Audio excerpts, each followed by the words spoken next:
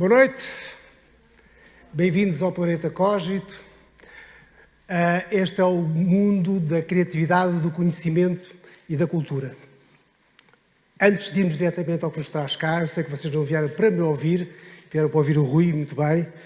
Um minuto para vos explicar o que é que andamos a fazer. O Cogito é a cidade das ideias e tem este desafio que é o que é que tu queres fazer, o que é que tu, cidadão, queres fazer. Será que estás a pensar na forma como pensas? E então nós criámos aqui um programa que começa, como podem ver ali, no ponto 1, que é ler as ideias. Todas as segundas-feiras temos uma newsletter sobre ideias. Ideias de ciência, ideias de cultura, ideias, coisas novas, coisas que nos desafiam. Depois temos talks, é o que nós fazemos, desde o princípio de setembro até ao final de janeiro, todas as quartas, todas as quintas às 9h30, há um talk. Há sempre uma conversa para vos desencantar. Depois temos uma academia de ideias. Sim, as ideias podem-se aprender. Todos nós podemos ser criativos. Criatividade é uma forma de pensar. Então nós podemos desenvolver, podemos melhorar e temos uma parte onde aprendemos a ter ideias e outras onde desenvolvemos. Para quê? Para que depois, no nosso último ponto do nosso programa, as pessoas podem vir aqui, o cidadão normal, e apresentar as suas ideias em público. É um desafio muito interessante. Dito isto, muito rapidamente, só para vocês terem uma ideia, são os talks que nós estamos a fazer às quartas-feiras, online, esqueci-me dessa parte, por razões óbvias. Mantemos estas masterclasses ao vivo porque temos uma tradição, já vem de alguns anos, que é muito rica e não queríamos perdê-la completamente, mas como vocês veem é safe. E nós passámos este mês de setembro com este desafio que é como é que a tecnologia pode mudar um sistema público, a educação, a saúde, a justiça, a defesa, e ontem não acabámos com o Estado, mas acabámos com o ciclo de programas sobre os sistemas públicos e com o Estado. Agora, no mês de outubro, vamos falar sobre cultura e sobre emoções. Depois, em novembro, voltamos à ciência, que é a nossa base. O Cogito faz esta ponte entre a ciência e a sociedade, mas a ciência num sentido muito lato do conhecimento, e por isso é que está hoje cá o Rui. E depois, no final, em janeiro, vamos um bocadinho para as emoções. Quero destacar que vamos ter o professor Daniel Sampaio numa quarta-feira, numa talk, onde vocês podem assistir calmamente em casa. As talks sobre masterclasses. Começámos com a Maria Carmo Fonseca, com este tema, qual será o próximo coronavírus? Na semana passada esteve cá o professor Augusto Mateus a falar sobre o que é que nos estamos a afastar da Europa, do ponto de vista económico em primeiro lugar, mas também do ponto de vista político e estratégico. Hoje temos aqui o Ruizinho, que já vamos falar um bocadinho sobre isso. Para a semana temos cá o Pedro Santos Guerreiro, que é uma pessoa muito, muito interessante para falar sobre como é que o fim do mundo, que é esta pandemia, como é que a informação vai sobreviver a tudo isto. E quando falamos de informação, falamos de mídia e falamos de democracia, falamos de sociedade, falamos de tudo um pouco. Nos mídias cabe lá tudo.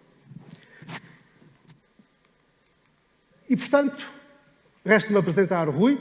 O Ruizinho, que é fácil de apresentar. Ele é escritor, como vocês sabem, e é professor universitário.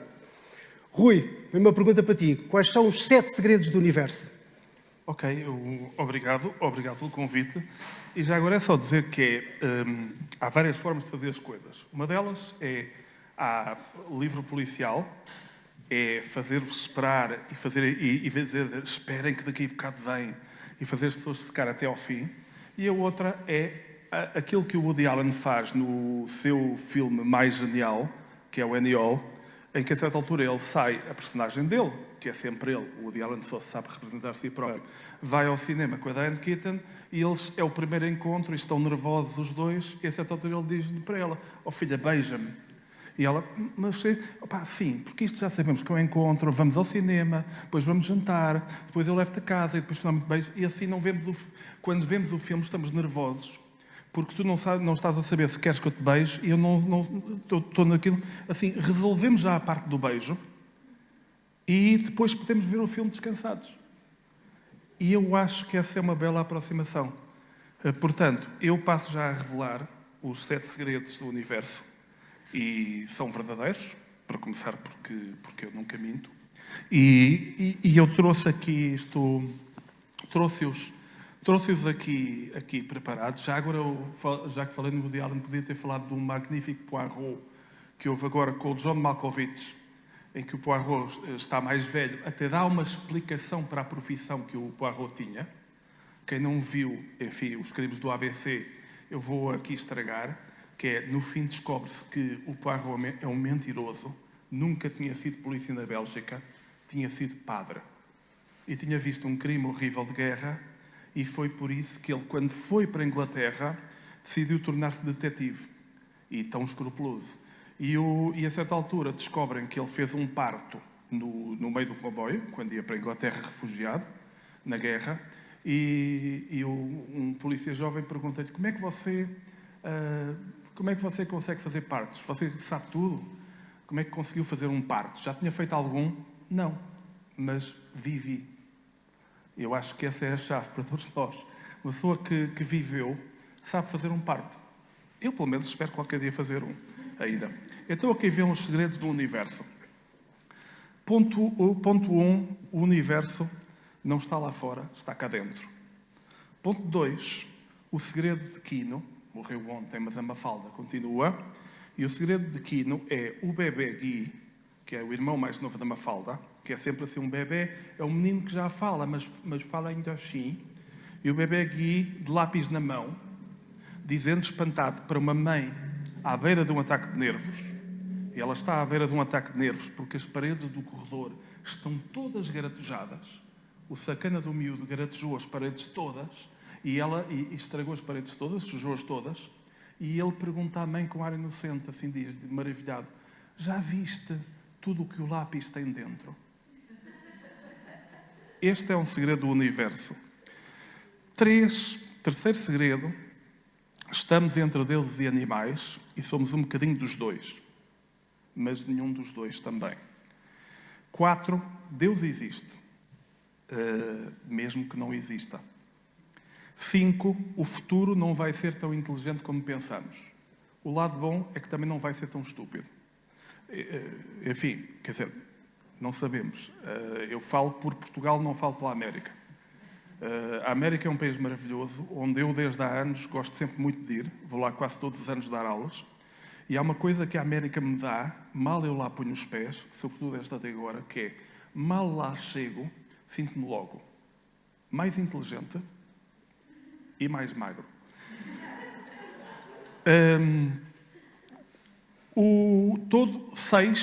Sexto segredo, todos os economistas são sábios quando não têm interlocutor.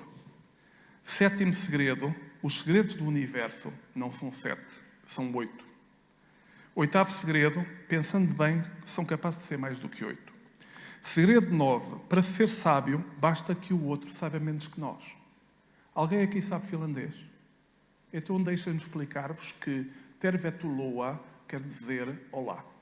Não sabiam, pois não? Eu sei muito. Segredo 10. Antes de Marx já havia Sun Tzu e Maquiavel.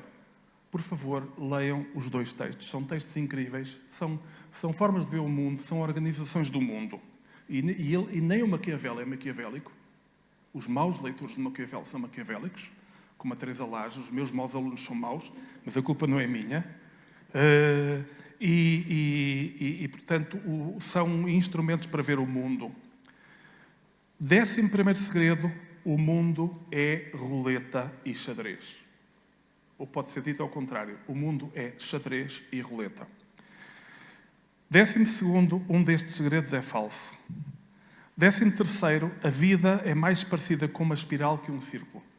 Não voltamos exatamente ao mesmo sítio, mas voltamos perto. Por isso é que olhar para trás permite ver para a frente. O passado é imaginação, o futuro é memória. 15. O segredo da felicidade, e este é muito importante, trabalhemos para viver em vez de viver para trabalhar. Esta vai ser uma das lutas do futuro. E vai ser uma luta sangrenta. 16. A nossa viagem é individual, mas estamos sempre ligados aos outros. 17. Religar sempre, daí é que vem religião, religação. Cortaram-nos o cordão umbilical e nós passamos o resto da vida a tentar nadar de volta ao líquido amniótico, de volta à ligação, a tentar de volta a tudo, ao cosmos.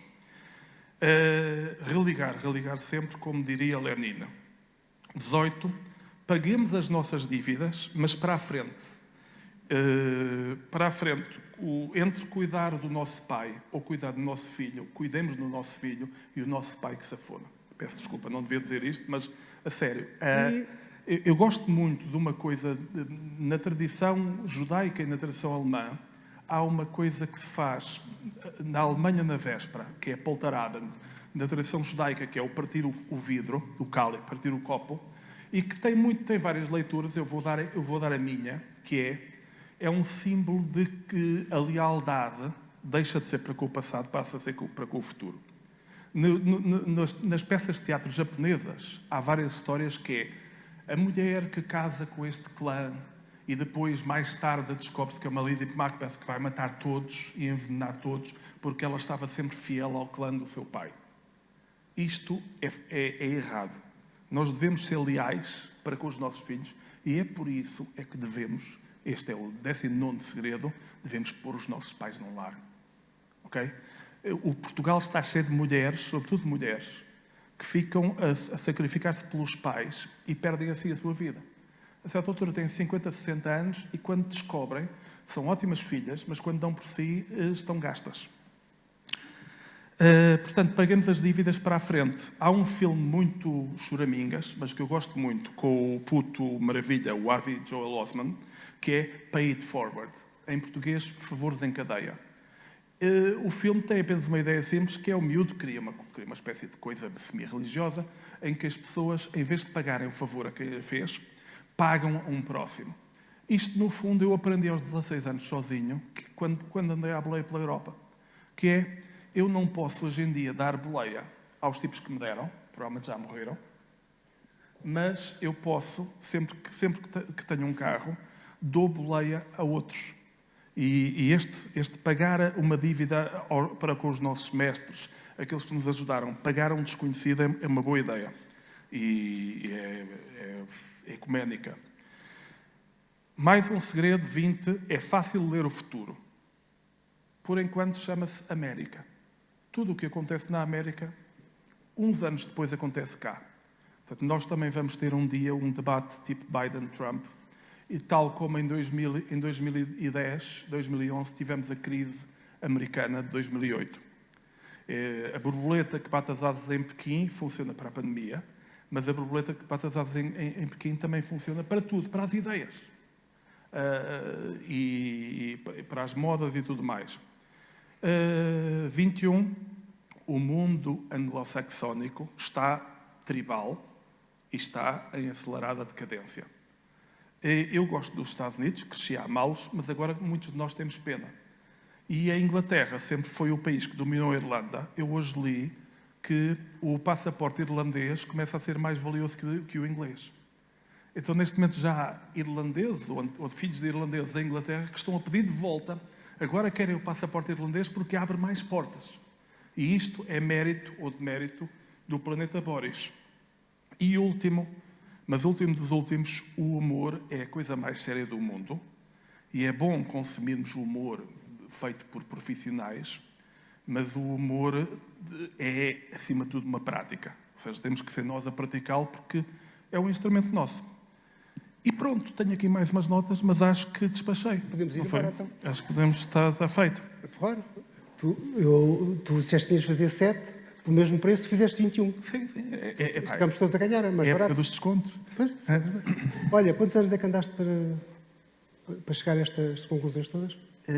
A vida toda. E isto, não sei se vocês conhecem, se calhar já conhecem, é uma história conhecida, é a história do Picasso e do galo. Sim. Já conheces, não? Não, mas vais contar. Então passo a contar, não fui eu que inventei, é uma anedota, mas é uma bonita anedota. Ajuda a pensar. Um dia um senhor muito rico chegou ao pé à casa do Picasso e pediu-lhe para fazer um galo, para desenhar um galo. Ele disse, eu não gosto do que você faz, mas eu sou muito rico, sou dono do Pingo Doce, e a minha mulher, vamos fazer agora 30 anos de casados, eu queria lhe oferecer algo, ela gosta de si, faça-lhe um galo, que ela gosta de galos e de si. E o Picasso disse, ok, são 500 mil euros. E o outro disse, 500 mil euros, mas eu só quero um desenho de uma folha A4, não é preciso ser a cores. São 500 mil euros à mesma. Está bem, pronto, eu acho caro, mas eu pago. Então volte daqui a um ano. E o homem fica, mas um ano? Sim, volto daqui a um ano. Um ano passado, o comerciante chega à casa do Picasso e diz, olha, eu venho buscar o meu galo. E o Picasso diz, sim, olha, tudo bem. Pega numa folha de papel branca, pega numa caneta e faz ali um galo em 2 segundos. E o homem fica, mas então é só isto? É isto, não quero? Não, eu até acho, até nem está mal, mas porquê é que você me fez esperar um ano se o desenho levou 2 segundos? Aí o Picasso pediu-lhe, venha aqui ao estúdio, foi-lhe mostrar uma outra sala que estava com milhares de galos. E ele tinha feito aqueles milhares de galos para chegar àquele gesto. Isto acontece com os filmes de samurais japoneses, que eu agora ando a rever o Kurosawa. E o samurai japonês, todas as artes marciais japonesas, que eram artes marciais totais, porque os samurais eram também poetas, os samurais sabiam também servir o chá, portanto, tudo isso fazia parte. E todos aqueles treinos é para conseguir o golpe perfeito, ou a caligrafia perfeita, mas é tudo imediato, mas vai-se treinando a mão para conseguir isso. Ora, um tipo como eu, que diz sempre o que pensa, mas nunca sabe o que é que vai pensar, e às vezes faz livros, os livros são maravilhosos porque eu este ano vou fazer um vaso a tratar deste assunto que eu tinha para tratar, e foi assim que eu fiz livros sobre a perda do filho, livros sobre a instalação do medo, livros sobre o Alzheimer, livros sobre a relação de Portugal na Europa, livros sobre o Portugal visto do ponto de vista de estrangeiros e assim por diante. Cada vez eu vou lá e vou com toda a totalidade do meu corpo, com toda a totalidade da minha vida, fazer um galo. Não sai tão bom como o do Picasso, também não é tão bem pago como o do Picasso. Ficamos bem. Mas tu, em 2012, escreveste sobre a pandemia. Hã? Em 2012, escreveste sobre a pandemia. Sim. Como é que é possível? É preciso ser um gênio, não é? Não. É que acontece... Basta, como diria o Hercule Poirot, na versão Malkovich, é mais velho, basta ter vivido. Porque vocês são todos mais novos que eu, têm todos metade da minha idade, mas eu ainda sou do tempo em que houve uma pandemia chamada SIDA. E também escrevi um livro sobre a SIDA para crianças. Do ponto de vista do bicho da SIDA, que eu acho que tem sempre mais graça na ficção. O maravilhoso da literatura é que podemos ver o ponto de vista do outro. E então, o que acontece, houve vários pânicos. Houve a SARS em 2011. Eu quase não ia conseguir entrar no Japão porque havia a SARS e eles estavam a medir as temperaturas à entrada com os instrumentos incríveis. E houve o ébola. E houve um filme com o Dustin Hoffman, Contágio, e houve uma série de coisas. E, portanto, quando eu, em 2012, eu trouxe também aqui um bocadinho, até para impingir o produto, mas quando eu, em 2012, tenho um capítulo aqui na instalação do medo, que começa desta forma. Um vírus atravessa o ar. É invisível, incolor, indolor, até ver. O contágio começa sempre da forma mais simples. Alguém foi mordido por um pequeno macaco durante umas férias na Tailândia, picado por um mosquito em São Tomé, por uma planta enquanto dava um passeio em paisagens exóticas. Os sintomas não se revelaram quando o portador fez os check-in, não dispararam quaisquer alarmes no detector de metais. Só no avião o portador começa a tossir. Ninguém dá por nada, desde que proibiram fumar nos aviões que, para poupar uns tostões, circula o ar menos vezes. E o resultado é que as possibilidades de contágio aumentam. Ou talvez se este seja apenas um mito difundido pelos fumadores. Antes o portador era um só. Uma mulher infectada por uma planta, uma criança mordida por um macaco, um homem picado por um mosquito. E isto vai por aí.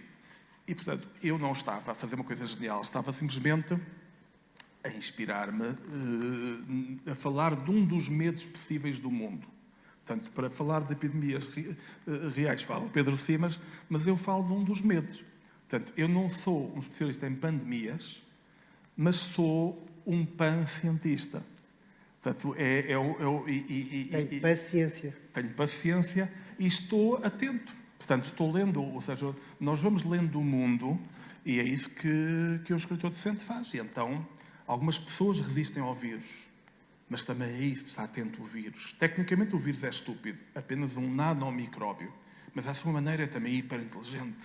O vírus quase parece ter sido concebido como o Trump, arma biológica. Na volta foi. Objetivos e métodos são precisos e económicos. Encontrou um hospedeiro, consome-o e depois encontra outro hospedeiro.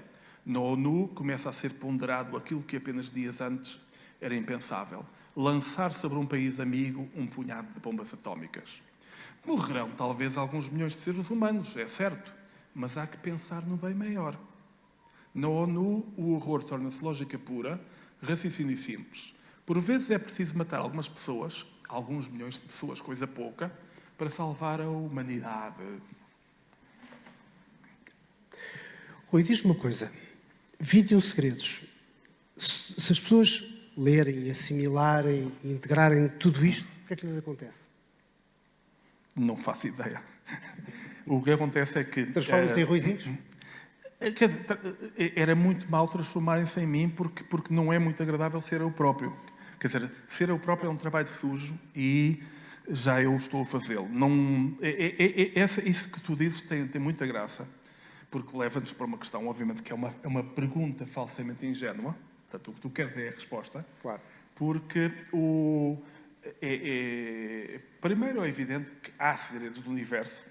Eu esqueci-me há bocado de dizer, também trazia esta planeada, que é, porquê é que eu dei este título? Eu dei este título porque é marketing puro. Quer dizer, se vocês repararem, os livros de autoajuda, muitos deles têm números. Se nós pusermos números em algo, tudo parece logo mais científico. Os 48 segredos da humanidade, as 48 melhores formas de fazer dieta, as 17 maneiras de cozinhar o bacalhau, 12 contributos para isto. Por alguma razão, quanto menos nós percebemos de matemática, mais temos reverência por números. E isso ajuda logo a sentir que aquilo que nos vai ser dado é útil. Se uma pessoa der um título, que é o título que se deve dar a todos os livros, Um Deus Passeando pela Brisa da Tarde, que é um título de Mário Carvalho, de um livro, eu passei a vida a ver deuses a passear pela brisa da tarde. Chamam-se crianças no infantário. Quer dizer, portanto, todos nós somos pequenos deuses em crianças, para começar porque somos adorados. E os segredos devem ser encontrados, mas é um bocadinho descobre tu próprio a tua pólvora.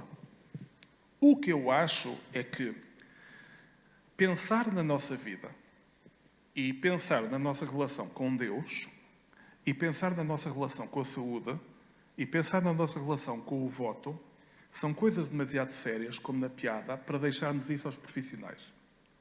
Portanto, obviamente que um teólogo ou um sacerdote sabe mais do discurso organizado sobre a relação com o que não se vê do que tu ou eu, mas ele não está no nosso lugar.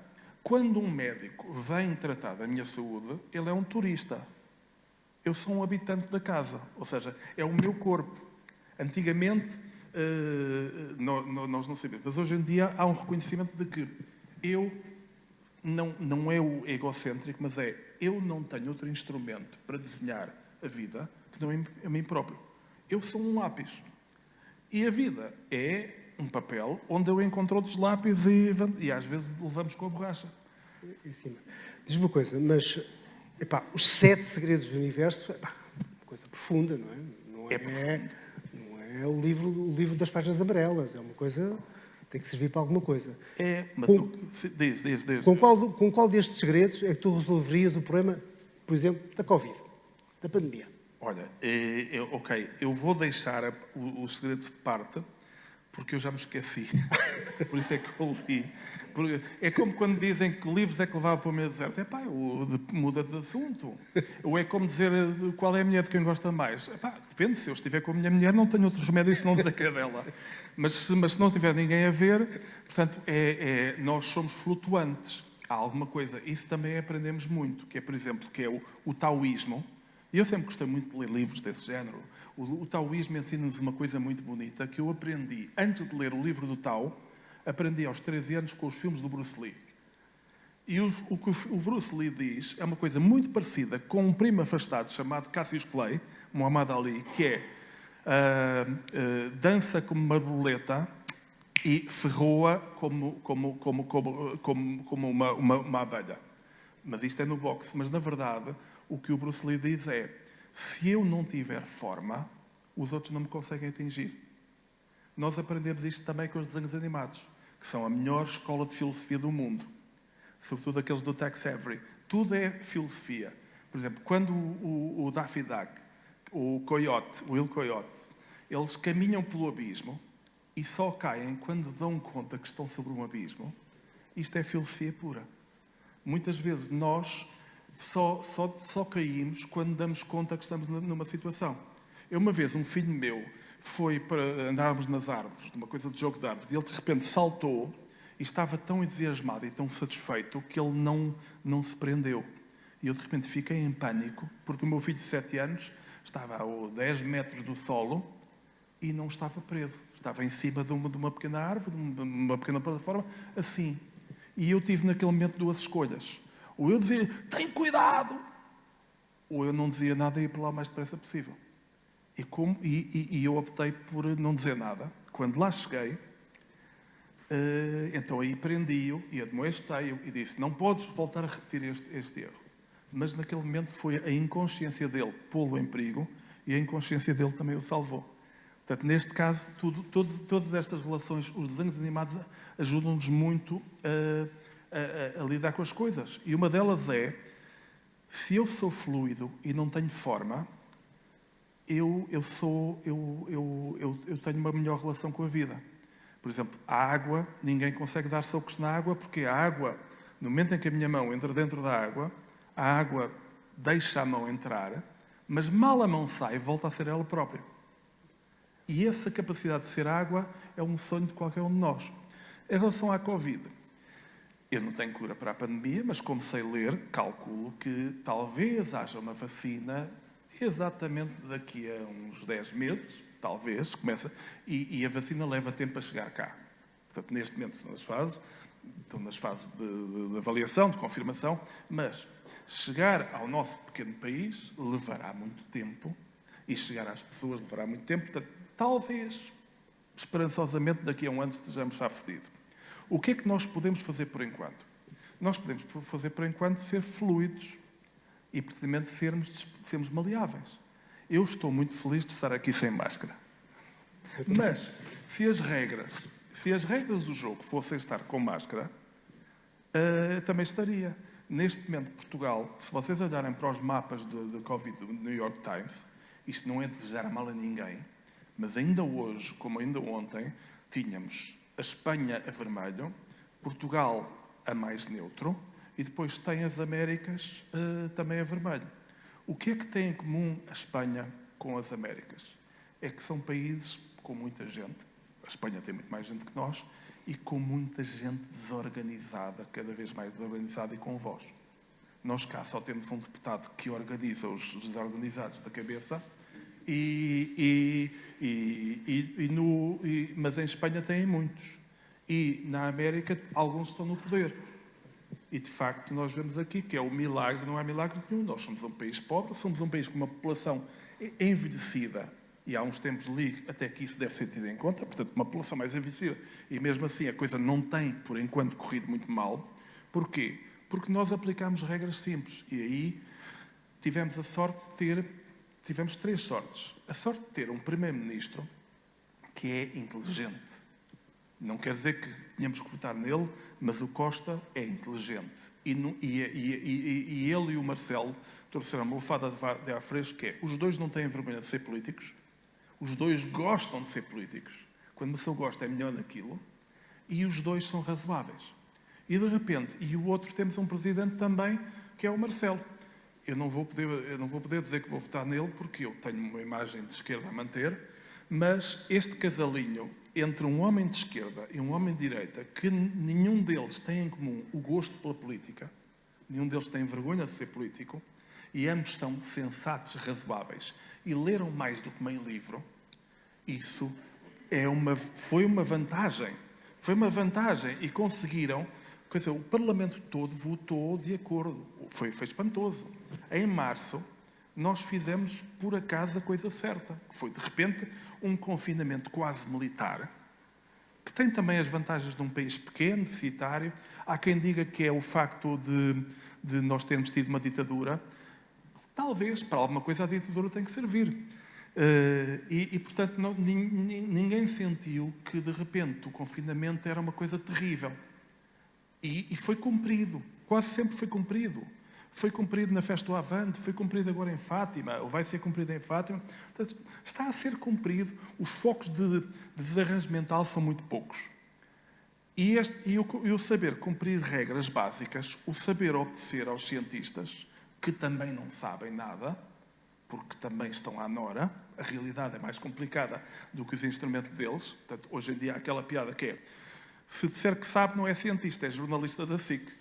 Quer dizer, portanto, esta razoabilidade dá-nos isto. Os Estados Unidos estão muito tristes porque, infelizmente, têm aquela situação tramada que têm, que é um país clivado, um país a dar tiros no pé e ainda por cima armado. Nós, quando damos tiros no pé, é metáfora. Os americanos, quando dão tiros no pé, é com pistolas a sério.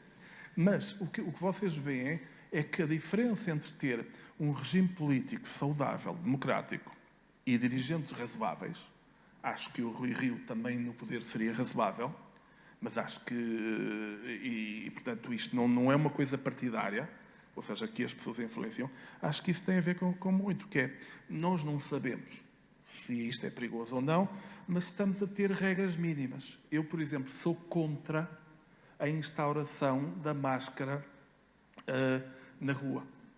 Porque isso é uma coisa que a minha mãe me ensinou, que é o exagero, quando uma pessoa quer tudo, perde. Portanto, temos que dar folga às pessoas.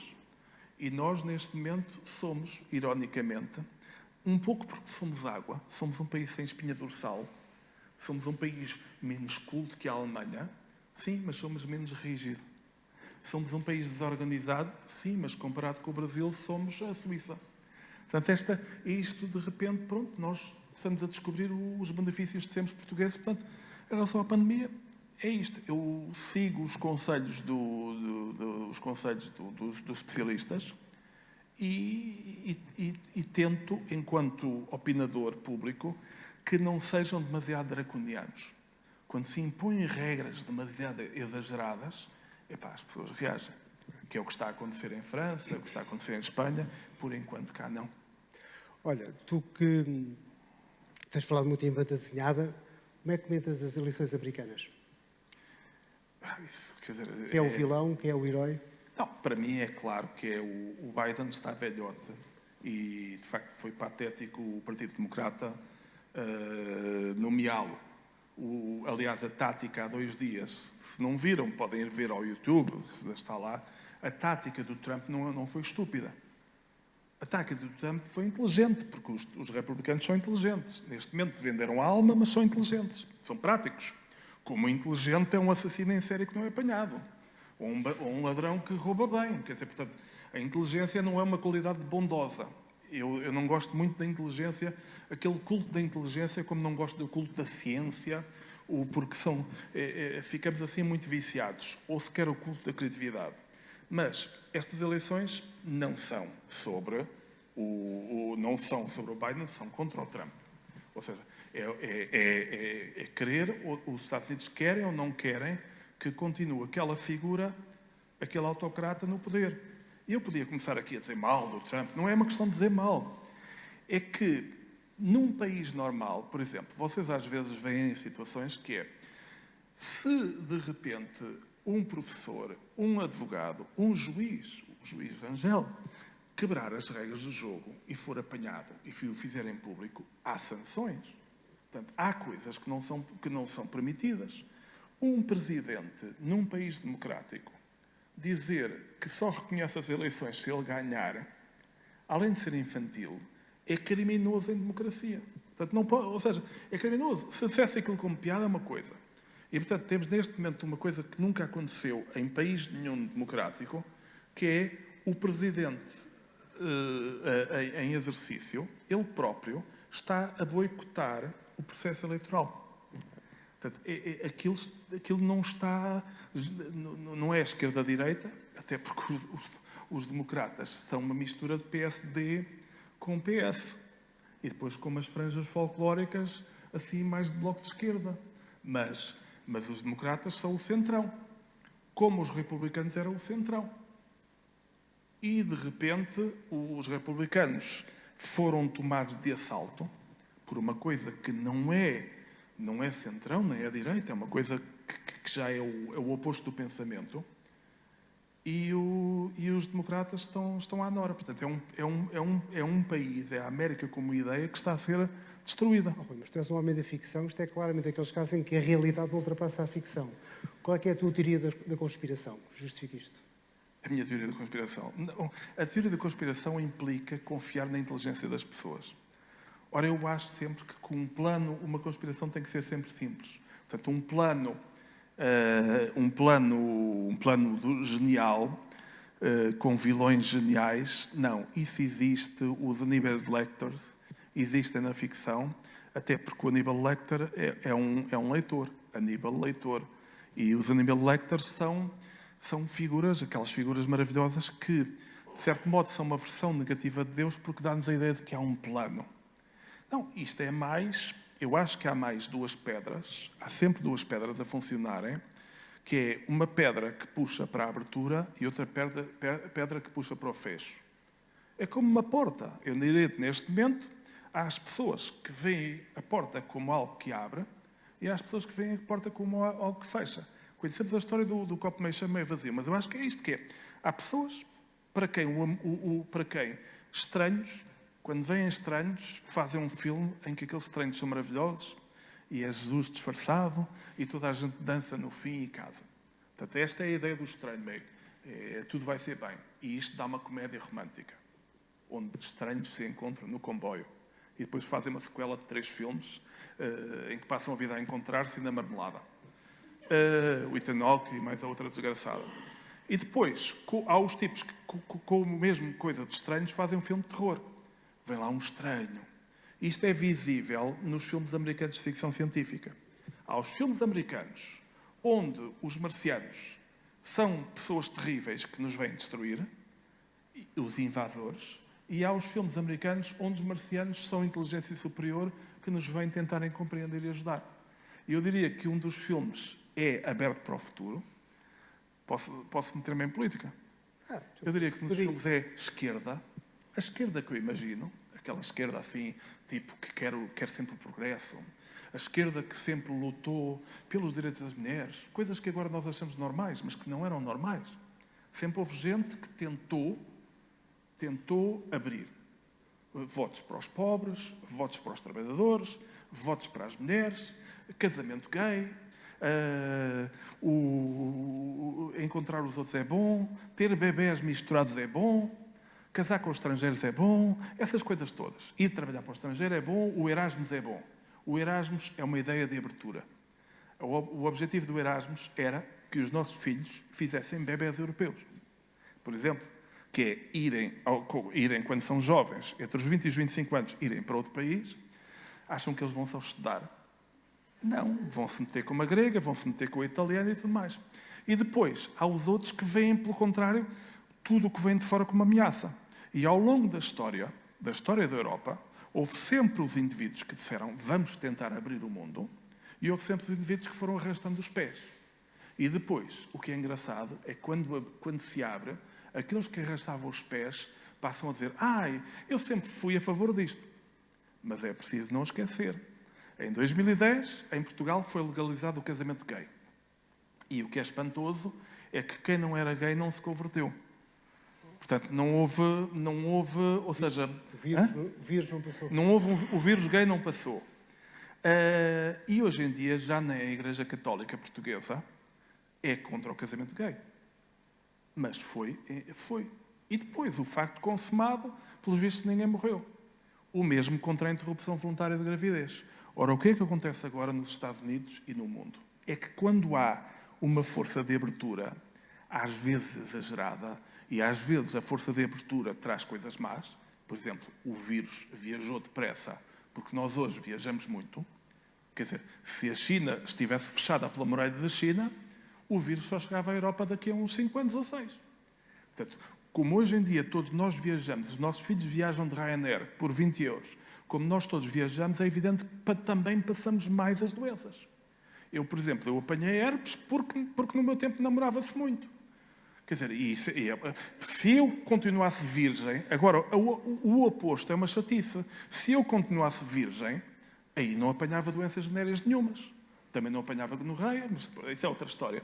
Mas, portanto, os Estados Unidos neste momento estão, quando o pêndulo vai numa direção, e os Estados Unidos nos últimos anos foram, sobretudo por causa de São Francisco, por causa de Nova Iorque, foram numa direção muito aberta, demasiado, e com ubris.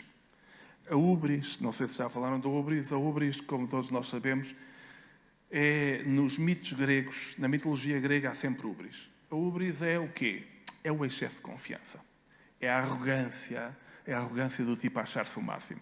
O exemplo mais flagrante que nós conhecemos é o do Ícaro, está preso no labirinto. O labirinto é o mundo, o labirinto é o caos, e o pai constrói umas engenhocas, constrói umas asas de cera, e então os dois fogem do labirinto pelo único espaço que não tinha um muro, que é para cima. E começam a voar, estão livres, e aí o Ícaro, que era jovem, arrogante, começa a dizer: eu sou tão bom como o sol. Começa-se a aproximar do sol, o pai diz: não exageres. Não exageres, filho. Também, pá, calma. Um bocadinho de racionalismo também é bom. Mas o miúdo começa a subir e depois as asas derretem e morre. Ora, com os urbanos snobs de Nova Iorque e de São Francisco, eles esqueceram-se que havia um país em que as pessoas não eram urbanas, não eram snobs, não trabalhavam todas em televisão, não faziam todas cinema, não eram todas performance artists, e estavam furiosas de chegar a casa e de repente verem os tipos de Nova Iorque a gozar com elas.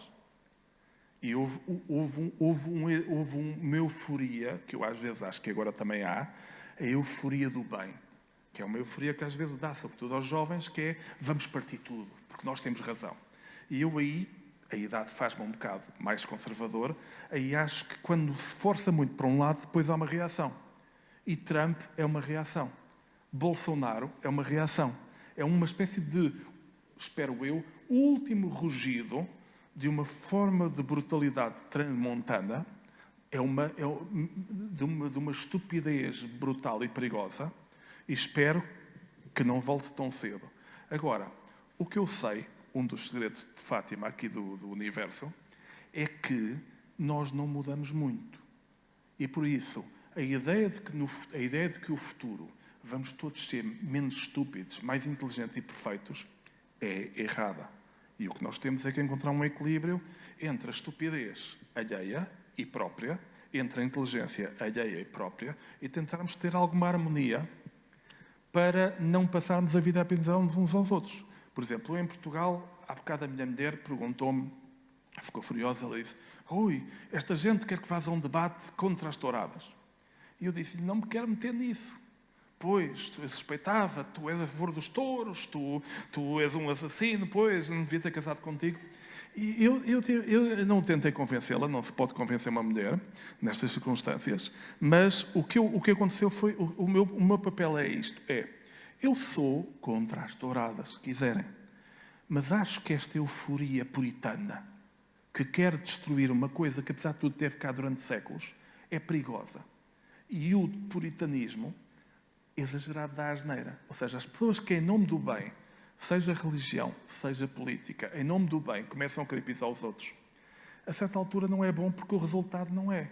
Se as touradas, que são uma brutalidade sanguinária, etc., ajudarem uma série de pessoas, portuguesas e boas, a aliviarem a sua vida e a lidar melhor, eu acho melhor. Sabem quem é que era contra as touradas? Olhem, os nazis. O Hitler era vegan e gostava muito de animais. Tinha 2 cães maravilhosos. Boa pessoa. Olha, eu sou contra as touradas porque eu vivo no campo pequeno e as pessoas vão às touradas em primeiro lugar. Estacionam de todo lado. Em cima dos passeios, mas sobretudo porque a música é horrível. Eles têm um plano de matar a vizinhança toda com má música. E, portanto, por isso eu sou contra as touradas. Mas olha, Rui, para nos acusarem que estamos aqui só a falar mal das pessoas, vamos falar de coisas boas. Não, eu estava a falar mal da minha mulher, mas estava a falar das outras pessoas todas. Às mulheres nós temos sempre, tens toda a razão. E pronto, e a conversa aí equilibra-se. A questão é, em Portugal, qual é a coisa mais linda, mais maravilhosa, mais saborosa, mais apetitosa que tu gostas mais? Eu tenho muita dificuldade em responder a esse do o mais. Varia de segundos para segundos. Eu acho que é a nossa flexibilidade, a nossa falta de coluna dorsal. Acho que é uma desvantagem, porque faz de nós um bocadinho camaleões, mas é uma vantagem porque faz de nós meigos. Eu tenho, por exemplo, trazia também, e já agora que tu me lembraste, venho aqui, há 3 elogios a Portugal que eu adoro. E eu sei-os de cor porque há poucas vezes Portugal é elogiado no mundo. E esta é pelas boas razões. Uma, alguns de vocês conhecem, é nos livros do Tintin. Certo? Portanto, fica aqui uma. Outra é num livro de um escritor americano de policiais, de que eu gosto muito, que é o Martin Cruz Smith, que escreveu o Gorky Park com um agente de polícia em Moscovo. Há uns 40 anos houve um filme com... não me lembro agora do nome, mas era um escritor de romances populares. Bom. E escreveu um livro que tem 2 títulos. Chama-se Tokyo Station, em Inglaterra, e chama-se December 6, nos Estados Unidos. Mas é o mesmo livro. E depois, um outro terceiro caso foi um português emigrado na Alemanha que decidiu um dia pôr um anúncio no jornal. Posso dizer os 3 casos? Se tu quiseres. Então, primeiro exemplo. Todos vão dar ao mesmo tempo. Primeiro exemplo, o Tintin. Nos livros do Tintin, por alguma razão, o Hergé, a certa altura, decidiu criar uma personagem secundaríssima, que é o Sr. Oliveira da Figueira. E que é um vigarista. É um aldrabão. É um Durão Barroso, mas em boa pessoa. E o tipo é um senhor com os bigodes, assim, gorduchinho, que, salvo erro, aparece no Caranguejo das Tenazes de Ouro, o Tintin encontra no barco, e o outro diz, eu sou português e venho aqui vender coisas. E ao fim de um bocado o Tintin diz, este homem vê-se mesmo que é um vigarista. É boa pessoa, é simpático, mas é um aldrabão. Ele vem para aqui vender coisas, é um vendedor de quilharias. E depois o plano abre e vemos que o Tintin diz, eu nunca lhe comprei, eu sou esperto, e vemos que o Tintin comprou-lhe tudo e mais alguma coisa. O Tintin foi enganado. Portanto, a primeira vez que aparece o português, o comerciante português, o Tintin, o herói, foi enganado. Mas bem enganado. Depois ele aparece mais um par de vezes e, uns 20 anos mais tarde, o Sr. Oliveira da Figueira tornou-se protagonista. O Hergé gostou tanto dele que o torna uma personagem importantíssima num episódio do Tintin, salvo erro, Carvão no Porão, que é já um dos últimos livros do Tintin. E então aí, num país qualquer do Médio Oriente, o Tintin volta a encontrar o Sr. Oliveira da Figueira, pede-lhe ajuda e ele ajuda o Tintin a entrar numa casa onde há um jovem filho do califa preso. E o Tintin, para entrar nessa casa, disfarça-se de Álvaro, o sobrinho português do Sr. Oliveira da Figueira, que fala 300 línguas. E o Álvaro e o Oliveira da Figueira chega lá, e estão lá os guarda-costas todos, e ele diz, olha, eu trago aqui, este é o meu sobrinho português, Álvaro, filho da minha irmã, e começa a contar uma história, uma novela brasileira. Começa a contar, e ele é filho daquela irmã, e filho daquela, e o primo não sei quantos, e o pai morreu. É Camilo Castelo Branco puro, Os Mistérios de Lisboa. E a certa altura diz, Álvaro, eu fico aqui a conversar, vai passear, mas não te afastes muito. E aí o Tintin vai saltar o muro, vai salvar o jovem, etc. E, entretanto, passados uma série de quadradinhos, passados várias páginas, o Oliveira da Figueira não se cala, continua a contar a sua história, os guarda-costas já são todos a chorar, porque é uma história de faca e alguidar, e o Oliveira da Figueira sempre ali a falar todas as línguas e a contar aquilo tudo, e ajuda o Tintin. É um elogio de nós como água, nós como flexíveis.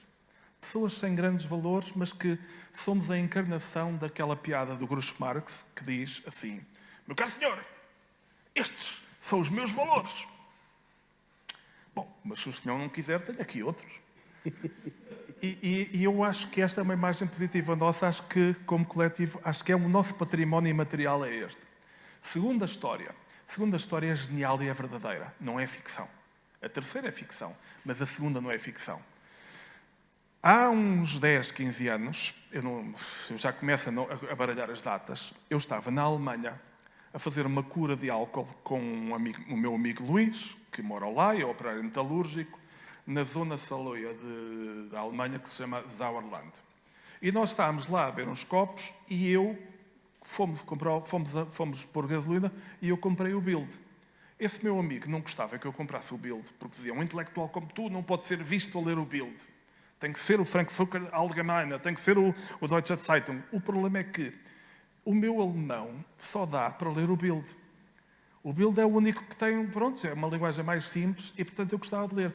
E o que é que eu dou? Na página 3, que é a página nobre, um artigaço de meia página, o Bild é enorme, a contar a história de um imigrante que fez uma coisa lindíssima, num jornal regional, decidiu pagar ele próprio um anúncio a dizer Danke Deutschland, obrigado Alemanha. E então a dizer, eu fui vosso trabalhador convidado, é como chamam aos imigrantes, aqui durante 30 e tal anos, foi muito bem tratado, este país é maravilhoso, não foi nada racista comigo, não me chateou nunca, este país acolheu-me, deu-me tudo. A Alemanha é um país fantástico e eu só tenho a dizer-vos, agora que vou voltar para a minha terra, obrigado Alemanha. Bom, ele realiza o sonho úmido de qualquer alemão, que é ter um imigrante lá e depois o imigrante ir embora. E realiza um sonho que os alemães não sabiam que podia acreditar, que é um imigrante grato. Como é que se diz? Eles gostam de nós. E então o que acontece é que isto foi numa altura, eu não sei o que é que levou o senhor portuguesíssimo da Silva, a pôr esse anúncio. Foi um português. Não sei o que é que o levou, mas sei que era uma altura em que havia muitas casas de imigrantes a serem atacadas. Algumas de forma bárbara e com mortes mesmo. E ele, naquele dia, conseguiu comover algum neonazi a ler o Bild e a dizer, vês que afinal há imigrantes que gostam de nós, estou tão comovido que hoje não vou incendiar uma casa. Ele deve ter salvo vidas. E o que acontece é que o que é que ocorreu a este imigrante fazer isto? E mais, isto é assim tão difícil de fazer? Não, isto para mim é gênio. É a ideia mais estúpida do mundo e mais simples do mundo, mas ninguém tinha tido antes dele. Nos Estados Unidos, há um tipo de porta que no tempo do Far West, e até quase recentemente, se chamava a porta portuguesa. Ou, a bem dizer, a porta Tuga, da porta G-Gate. O que é a porta G-Gate? É uma porta feita no corral, feita só com arame, e porque nós somos este povo bruto e agarrado ao dinheiro e portanto, não queremos fazer uma coisa bonita, faz só com arame. Qual é o problema? O problema é que o arame chega, não fica bonito, mas cumpre a função. E isto é a porta de G-Gate. E o que este senhor português fez na Alemanha foi uma porta portuguesa. Quer dizer, com um gesto estupidamente simples, deve ter pago para aí 30 euros para pôr o anúncio, apareceu no Bild, ficou famoso e era um gajo porreiro, era o Oliveira da Figueira. Real. Terceira história. No Tokyo Station, eu conto noutra altura porque é que tem 2 títulos, mas vocês podem descobrir. É um pouco como um livro que em Portugal se chamasse 24 de Abril. No Brasil talvez tivesse que se chamar Depois da Revolução. Portanto, é essa a razão. E nesse livro é uma espécie de Casa Blanca passada em Tóquio na véspera de Pearl Harbor.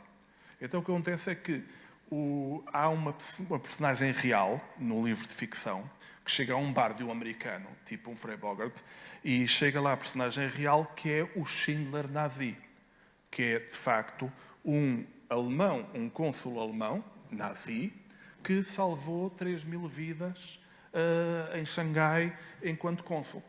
E, portanto, é um herói. É um dos heróis do nosso tempo, embora fosse membro daquele partido. E então, nesta conversa ficcionada, o americano cínico está a dizer pai, então o que é que fizeste bem, Helmut, então o que é que vais fazer agora? E o outro diz, eu agora vou com a minha noiva chinesa, vamos para a Alemanha, vamos para Berlim.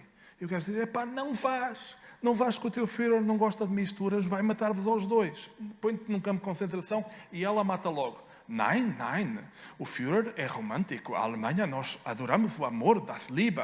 O Führer compreenderá, ela não é judia, só é chinesa, não tem problema.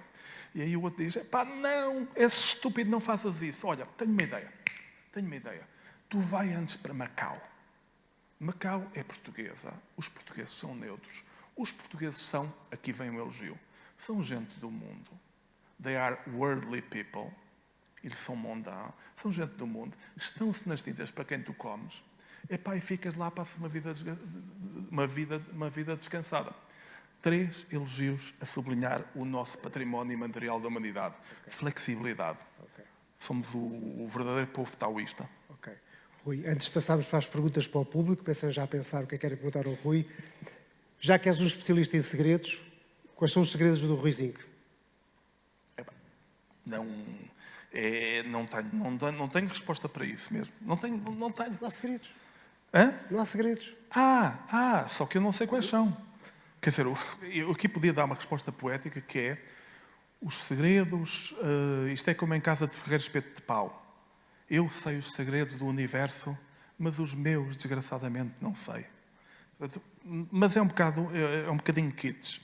Mas é um bocadinho isso que é, como com a criança, e isto ouvi muita gente fazer isto, todos os miúdos, o meu pai era professor de desenho e foi professor de desenho aqui na Conde de Oeiras e em Angola. E ainda hoje há alunos do meu pai. Hoje tenho aqui uma aluna que se lembra de mim, mas eu passo a vida a encontrar antigos alunos do meu pai, de Angola, de cá e tudo mais. E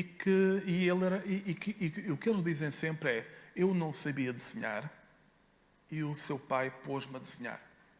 Alguns tornaram-se artistas, outros não se tornaram artistas. Tornaram-se melhores advogados, melhores médicos, melhores carpinteiros.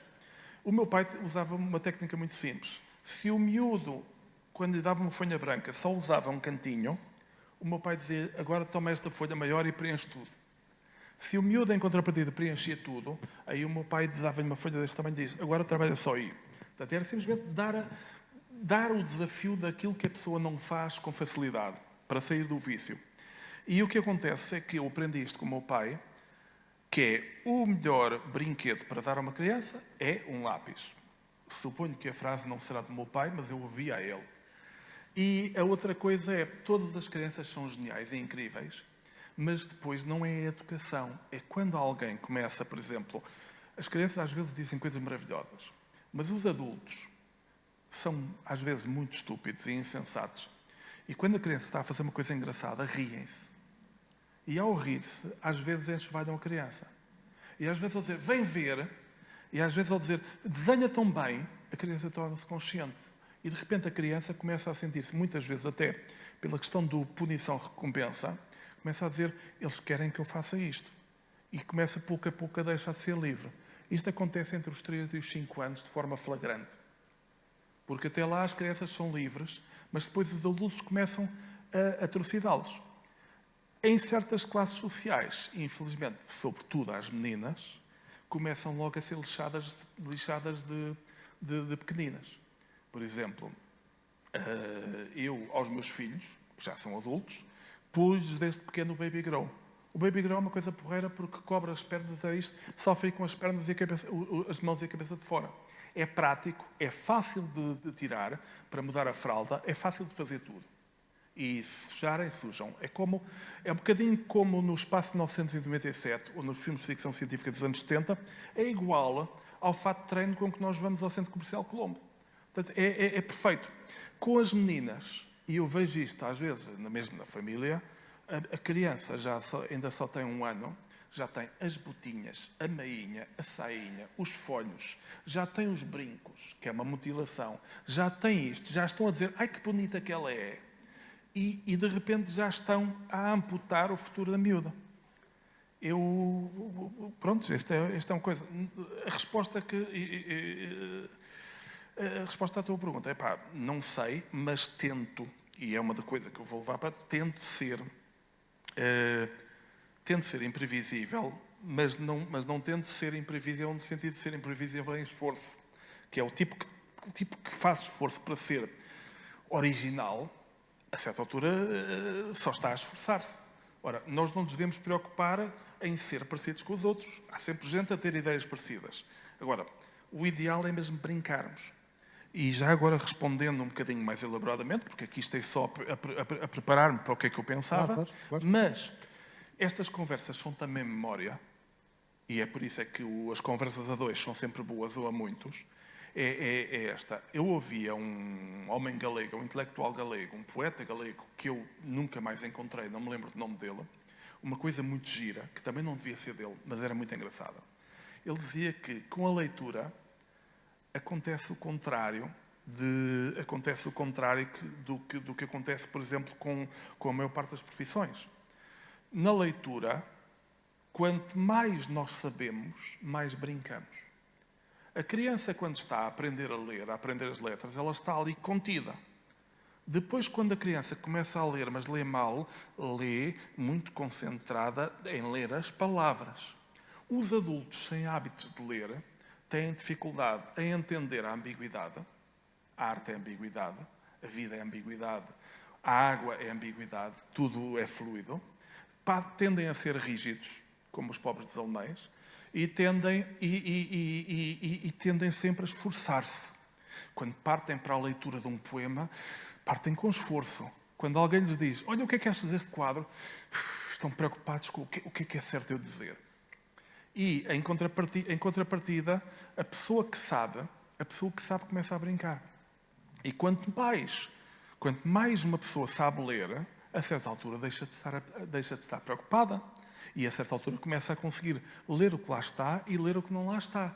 Começa a conseguir brincar. Portanto, quanto mais nós sabemos, mais brincamos. E essa é a escola que eu admiro. Eu admiro muito o Ariano Suassuna. Podem ver em vídeos no YouTube. Era um grande divulgador de cultura americano. Gosto muito do Agostinho da Silva, porque era muito divertido. O Agostinho da Silva tinha tiradas muito engraçadas. Olhem, gostava muito do Quino. Muito bem, vamos então abrir a discussão ao público, que em primeiro lugar o público está aqui ao vivo. Quem quer atirar a primeira pedra, faça o favor. Exato. Tu queres água? Aproveitem agora, não, obrigado. Aproveitem agora que ele está distraído. Não havendo, João, o que é que o público online tem para nos dizer? Temos aqui o Mário David, que coloca a questão de o facto de a história ser cíclica leva a que, obviamente, se repita, e os movimentos de extrema-direita, no fundo, são um exemplo disso. Eu cruzava isto com o 15º segredo que o Rui mencionou, que é aquilo que se passa, embora numa perspectiva mais curta, aquilo que se passa na América daqui para uns anos passa-se cá. E transformava estas duas coisas na pergunta porque é que isso é assim, porque é que não aprendemos e não conseguimos evitar as coisas más. Eu sei que já disse que a nossa estupidez e inteligência continua, não muda muito, mas isso, quando muito, faria com que nós cometêssemos erros e não necessariamente os mesmos erros. Ok. Cá está. A pergunta é mais interessante do que a resposta que eu possa dar. É simples. O que acontece na América tem muita força. A América foi durante muito tempo o futuro para nós. Agora, é provável que daqui a 20 anos ou menos a América já não seja o futuro. Mas durante a segunda metade do século XX foi o país mais poderoso, foi o país que mais influenciou e foi o país que teve, enfim, na cultura, muitos melhores produtos. Quer dizer, a América produziu Faulkner, produziu Philip Roth, a América produziu os filmes do Padrinho, a América produziu artistas como o Pollock, o Pollock tinha uma técnica muito engraçada, não sei se é verdade, mas o Pollock tinha uma técnica que é o pingo. E dizem que ele descobriu aquela técnica sem querer. Que isto também é muito típico do artista, que é, ele ia pintando as telas no chão e um dia descobriu que ia com um balde e o balde pingava. E ele, em vez de arranjar um balde que não pingava, ele achou graça ao pingo e passou a fazer buracos de propósito para pingar. E assim inventou essa técnica. Ora, na vida, muitas vezes o que nós fazemos é isso. É fazer das fraquezas força, fazer do acaso, fazer do erro um erro certo. Fazer com que o erro dê certo. Ora, isto é quando nós estamos bem dispostos. Mas, por exemplo, nós somos incríveis, mas somos incríveis por pouco tempo. Ok? E somos incríveis por pouco tempo no sentido em que, quando nós estamos, eu acho que muito do rancor amoroso é quando uma pessoa se apaixona e eu apaixono-me por ela e naquele momento eu fico melhor. Eu levito. O meu cérebro funciona melhor, está cheio de sinapses, estou assim, tudo aqui a brilhar. Eu sinto melhor pessoa. Eu vejo que um inimigo meu teve um prémio que eu cobiçava e eu não tenho inveja. Alguém me faz um risco no carro e eu não fico furioso. De repente, eu descubro, eu sou fantástico, eu sou uma pessoa ótima. E muitas vezes o rancor à namorada ou ao namorado vem. Porquê? Porque há um momento em que nós descemos à terra. E a descida à terra, às vezes, é brutal. E aí, ficamos furiosos com outra pessoa, ou furiosos com o amor ou com a paixão, porque dizes, então mentiste-me. Tu disseste-me que eu ia ser uma pessoa ótima e, afinal, sou de novo a pessoa medíocre que era antigamente. E o que acontece é que, muitas vezes, é mais fácil partir um copo do que fazer um copo. Aliás, eu não sei fazer um copo, mas sei parti-lo. Dá muito trabalho cuidar de uma vida, mas é fácil destruí-la. Quanto mais bêbado eu estiver, até ao volante, até melhor destruo a vida do outro. E hoje em dia, o superpoder da estupidez é poder pisar o outro, poder destruir. Neste caso, nós devíamos aprender com os erros da América, devia ser fácil, mas, primeiro, a América aqui é um símbolo de uma força enorme. Quer dizer, se um terremoto ou uma pandemia surgem, nós não podemos discutir com ela. Quer dizer, nós não podemos negociar com o terremoto. Nós podemos apenas responder. Há coisas que são superiores a nós. E neste caso, obviamente que um país como Portugal, ou a maior parte dos mundos, não há forma, no caso da crise de 2008, não havia grande forma de nos protegermos contra a hecatombe económica. Aliás, havia, e veio-se a provar em 2015, mas, nessa altura, eu sou como o padrinho da máfia, como o Marlon Brando. Se acontecer alguma coisa ao meu filho, eu vou culpar alguns despresentes. Lembra-se disso. Mesmo que seja um raio divino, eu vou culpar alguns despresentes. E, neste caso, eu acho que houve culpados. Quer dizer, Portugal não se portou mal. A Espanha ou a Grécia não se portaram mal. Mas a Alemanha portou-se mal. O que a Alemanha fez foi um crime. Com o Sr. Schäuble foi um crime. E depois, em 2016, disseram, foi sem querer. Há crimes.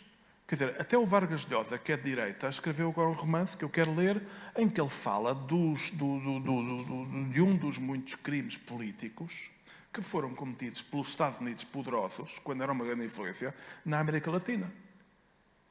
E isto são crimes. Antes do 11 de setembro de 2001, havia um 11 de setembro de 1973.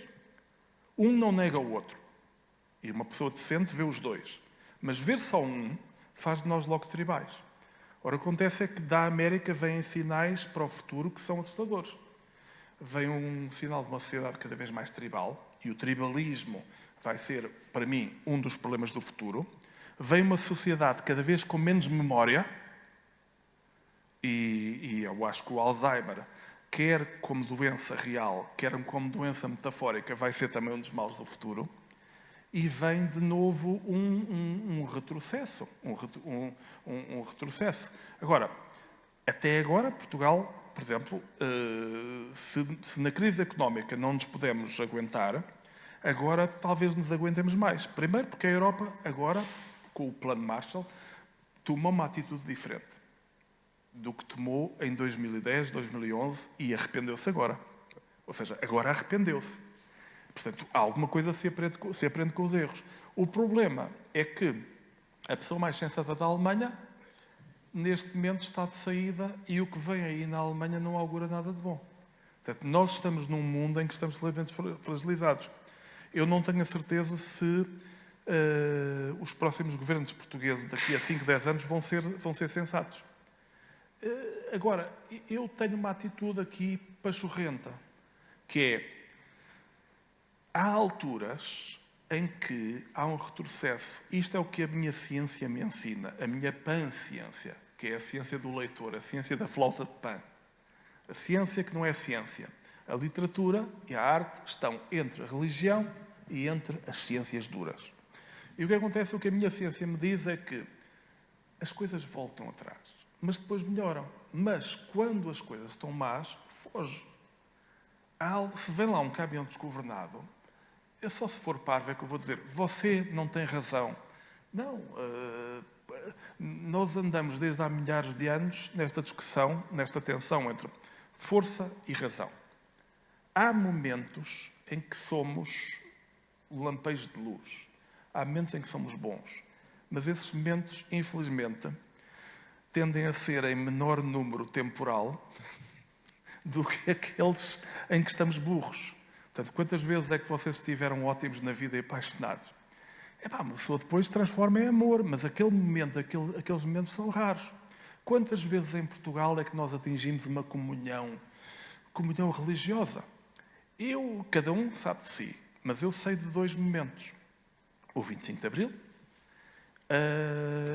e depois aquele movimento que houve durante os dias de Timor. Aquele movimento incrível em que houve uma solidariedade, houve ali uma comunhão. Peço desculpa, há um terceiro momento que já se perdeu agora. Foi quando, em 87, o Porto ganhou a Liga dos Campeões e, em Lisboa, benfiquistas, sportinguistas e outros, viemos para a rua celebrar.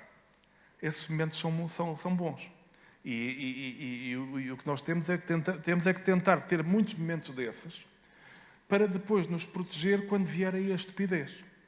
Agora, a estupidez vem a caminho e não há inteligência que nos valha, porque a estupidez é, se vocês quiserem, é o diabo. A inteligência é Deus. A estupidez é o que nos puxa para fechar. A inteligência é o que nos puxa para abrir. Quando houve o Obama, foi uma luz nos Estados Unidos, embora continuasse a fazer guerras, porque isso ia matar pessoas, porque isso é o que um presidente americano faz, mas o Obama era um razoável. Quer dizer, todo o discurso dele era razoável. E agora veio o retrocesso, que é o discurso do Trump, todo ele, mesmo quando é muito bem planeado, é anti-intelectual. Nós já tivemos um período anti-intelectual e anti-razoabilidade, chamou-se fascismo e nazismo, em que foram queimados livros. E o que é que eu fui descobrir hoje no Twitter? Que uma família ofendida com os ataques do Paulo Coelho, of all people, ao Bolsonaro, queimaram ao vivo, em vídeo, os livros do Paulo Coelho. E ele respondeu como se deve responder a estas coisas. Olha, vá lá, ao menos compraram primeiro. Portanto... João, mais questões? Mais uma? Sim. Ligando aqui o seu livro, o livro sagrado da factologia, e a opinião que manifestou há pouco sobre a questão da ciência, de não ser um grande fã, entre aspas, acha mesmo que a ciência é um género de uma religião? Acho que a ciência, tomada como culto, sim, é igual à religião no lado mau da religião. Porque há um lado bom, há muitos lados bons da religião. E eu vejo uma diferença, por exemplo, entre o Papa Francisco e o Papa Bento XVI. É uma diferença brutal. Portanto, e em todas as religiões, seja as 3 grandes religiões monoteístas, islâmica, judaísmo, cristianismo, em todas há coisas muito boas. E muitas vezes dizem o mesmo, e há pessoas super razoáveis em todas. Portanto, a maior parte das religiões são até culturas. É uma forma de relação com a família, é uma forma de relação com o mundo. Agora, o lado mau da religião é quando a religião se torna um culto tenebroso, tribal, um culto de aqui é que é bom. E aí é perigoso. Irrita-me que haja hoje em dia essa coisa que é um indivíduo põe uma bata e já passa a ser um sabão. E eu topo na ciência de hoje, até porque sou parceiro, sou primo afastado, eu topo as manhas. Por exemplo, vocês repararão que desde há uns anos que há sempre imensas descobertas científicas nos jornais. Agora descobriu-se que o café é isto, agora está quase descoberta a cura para o cancro.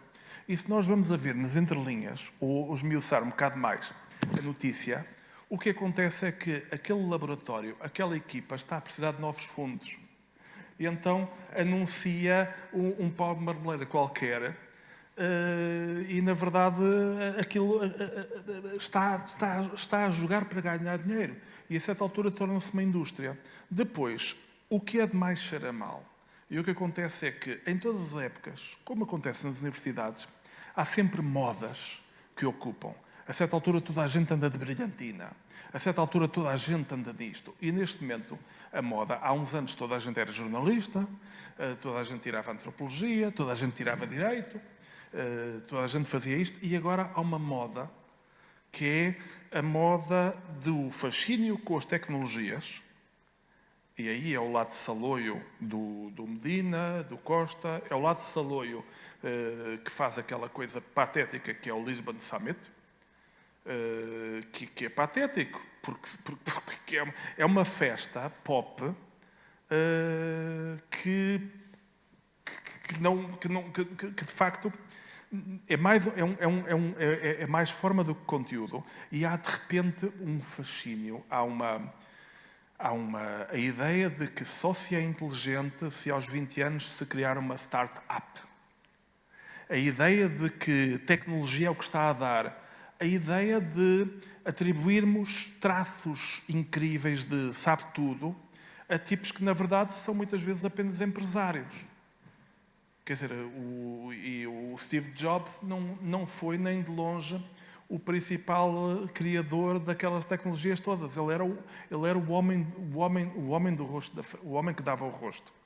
E isso, aliás, eu dei aulas há uns anos a alunos de informática, e eu disse-lhes aos filhos: aqueles de vocês que daqui a uns anos, daqui a 10 anos, estiverem mesmo a trabalhar tecnicamente, são os losers, são os vencidos.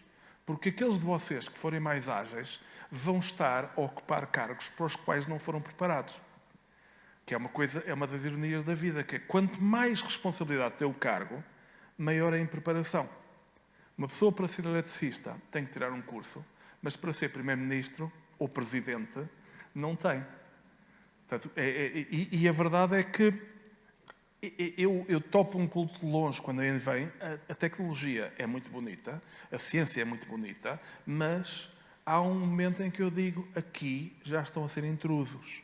Ou seja, a ciência quer que me ajude e quer que a medicina melhore, porque estou a caminhar para velho, mas era o que faltava, de repente, começarem a ocupar um espaço de liberdade e de humanidade que é o meu. Ou seja, eu quero que os mistérios continuem mistérios.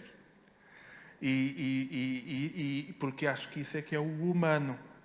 Portanto, o que há muito hoje em dia, por exemplo, na minha área do trabalho, um rapaz que quiser fazer um projeto de doutoramento em ópera tem que pedir o apoio, uma bolsa, à Fundação para a Ciência e Tecnologia. Ora, o que ele está a fazer não é nem ciência nem tecnologia. Eu sou escritor, faço uns livros, que às vezes viajo, outras vezes não viajo, e sou também professor de literatura. E irrita-me muito que, na minha área de trabalho, cada vez mais imitemos, feitos macaquinhos idólatras, imitemos as formas de funcionamento. Tínhamos que ser científicos, como os rapazes do técnico. Ou seja, só quero é que os rapazes do técnico não venham ocupar o meu espaço. E uma coisa é esta, é que o futuro não vai ser a tecnologia, o futuro vai ser o modo como vivemos, é sempre mais importante do que as muletas que nos ajudam a viver. Quer dizer, o modo como caminhamos é sempre mais importante do que a porcaria do tobogã ou da relota ou do carro.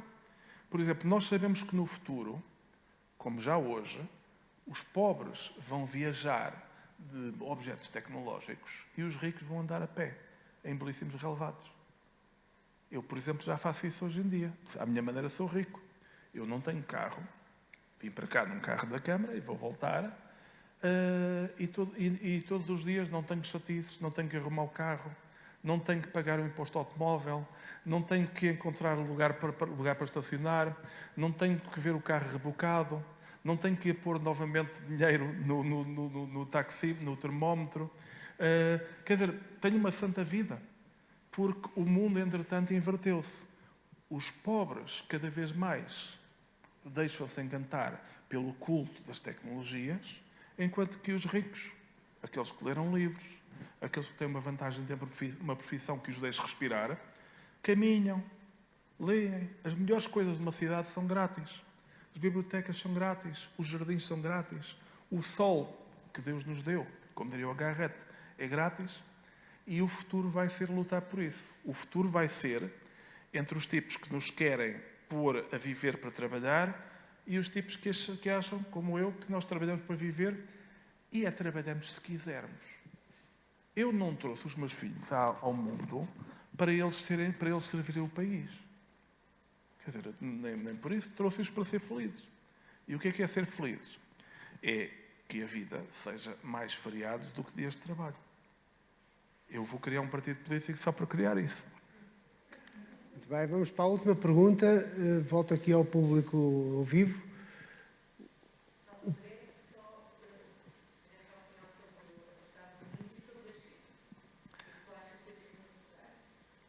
Quer dizer, há quem ache que neste momento devíamos declarar guerra aos Estados Unidos e à China.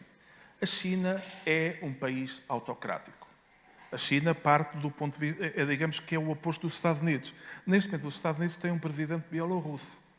Quer dizer, é um indivíduo que quer lá ficar, seja por que meios for.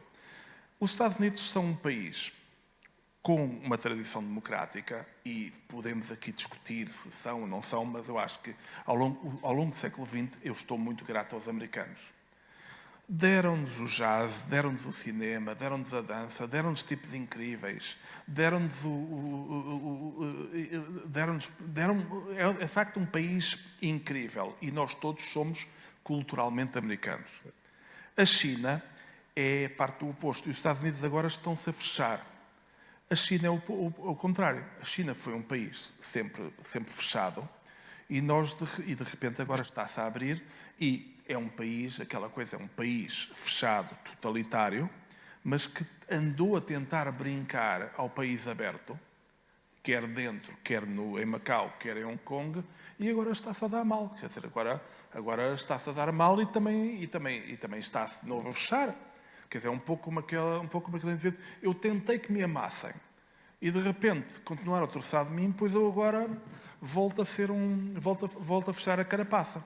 Mas a minha China não mete medo. Só mete medo porque a língua é difícil. Neste sentido, é um país expansionista, por exemplo. É um país que nunca que eu saiba, que eu me lembre, tentou invadir outros países. É evidente que no último meio século, sim, invadiu o Tibete, sim, houve isto. Mas não há na história da China, daquele império, uma tendência de expansionismo. E o que acontece é que eu me lembro, a China ainda não foi à Inglaterra impor à Inglaterra que comprasse o seu ópio, pois não. A guerra do ópio foi ao contrário, foram os ingleses. A China nunca foi humilhar a França, pois não.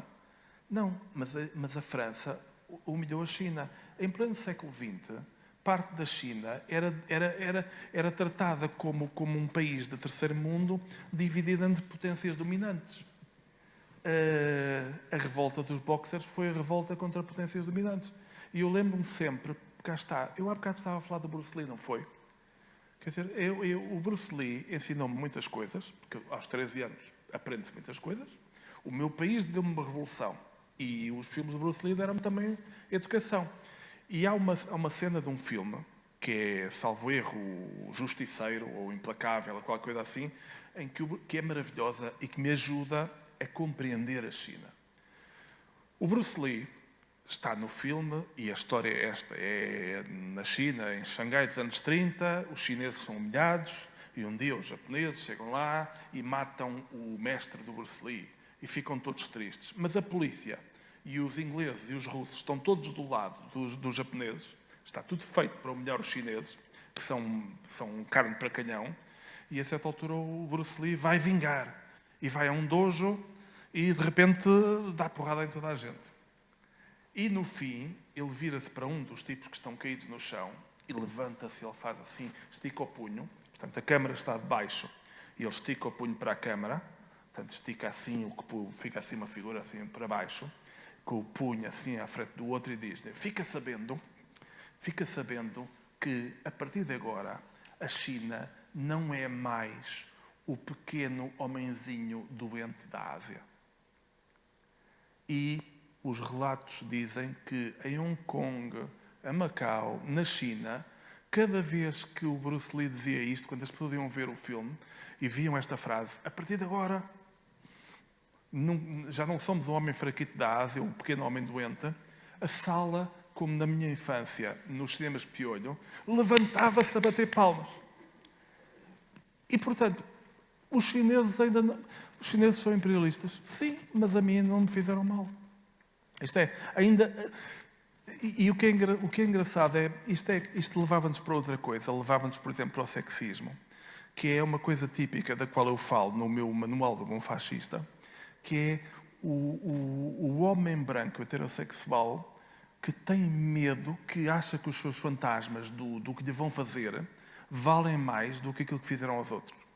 Ou seja, ele imagina os negros a escravizá-lo. Mas é uma fantasia, é um medo.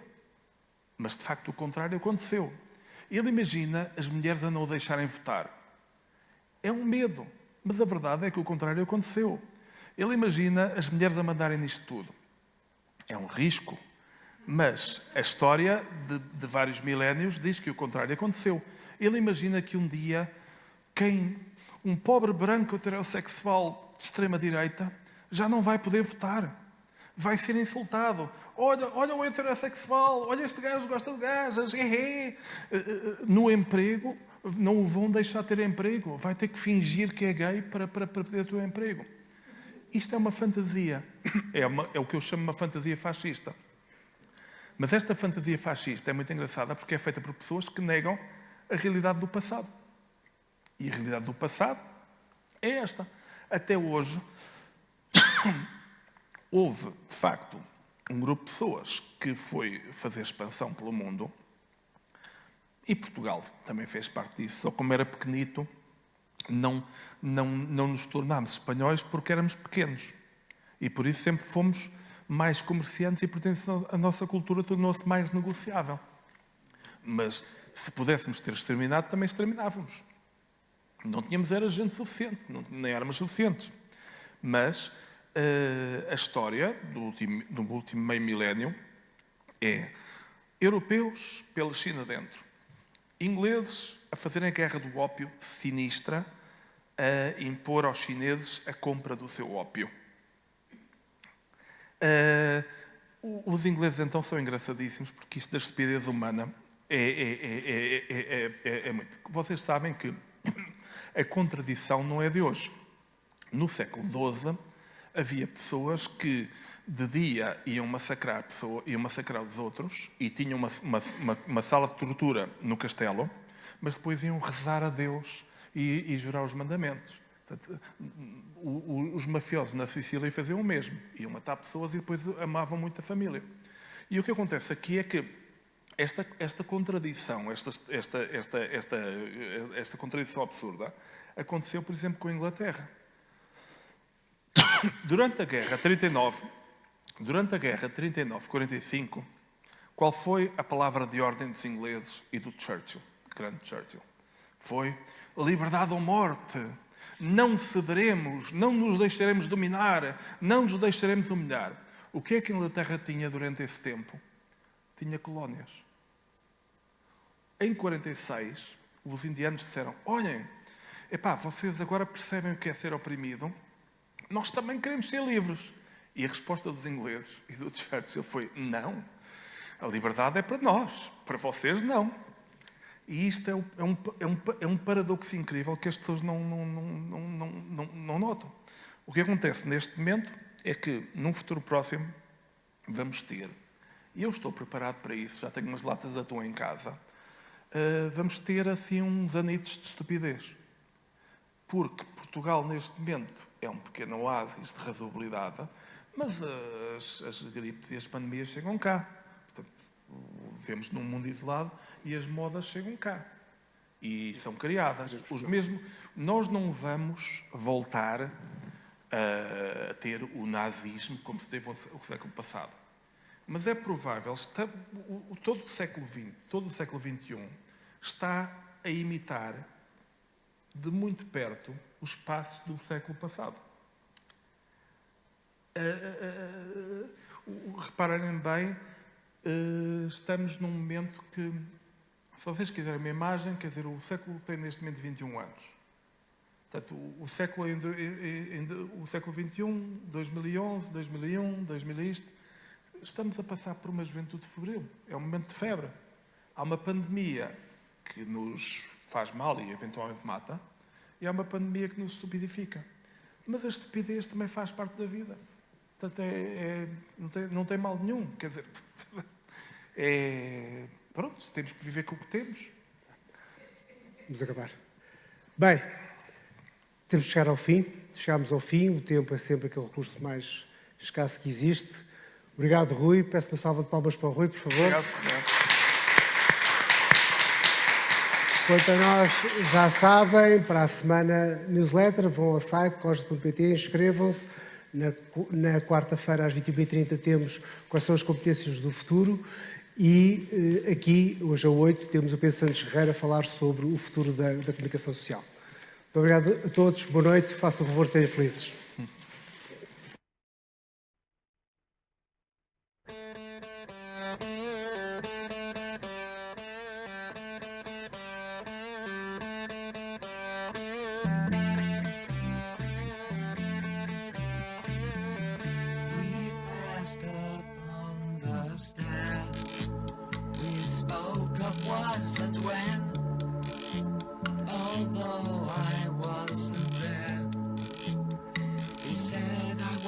His friend.